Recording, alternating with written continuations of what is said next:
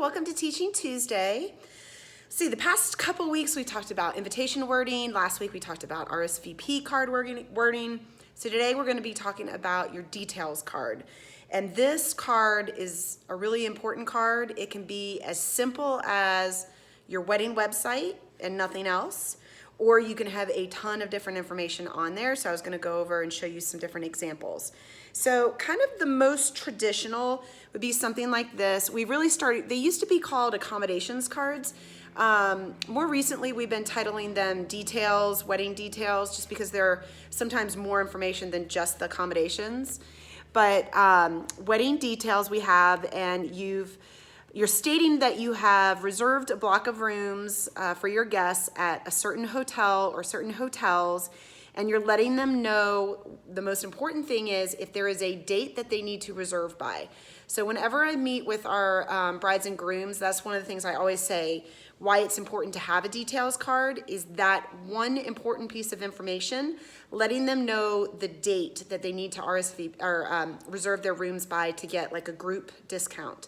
Okay, so we've got that. A lot of cards will actually list out, here's one that will list out the information, the details of each hotel. You can do that. You can have their phone numbers, their addresses, their codes. Some hotels have different dates that you have to reserve by. All of that information is just very important. The other thing that you can have on a details card is transportation. If you are offering your guests any kind of transportation, whether it's from the hotels to the ceremony to the reception, from the reception to back to the hotels, that is great information. You can either highlight on the details card, or you can just put for more accommodations and transportation, visit the website. So wedding websites are really important, and this is the card that you can have that information. Some, again, are just very simple. You know, this is just the wedding website and telling you the date to book your rooms by. I love that one. Now, more information for the wedding details cards. If you're going to be inviting some of your guests or all of your guests to either a rehearsal dinner or a welcome party or even an after wedding brunch, that's a great place to put in that information. You can kind of use it as an invitation to that.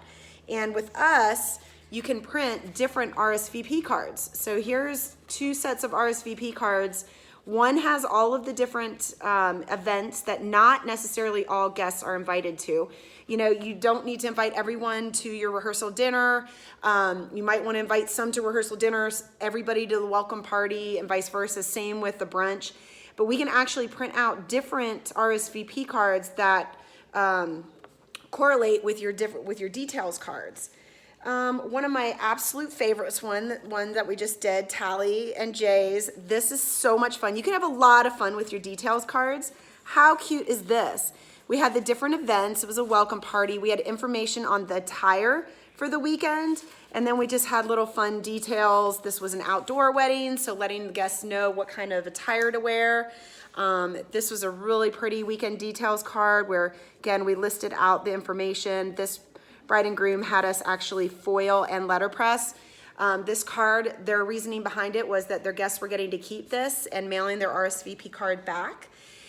Take a look at this fun one.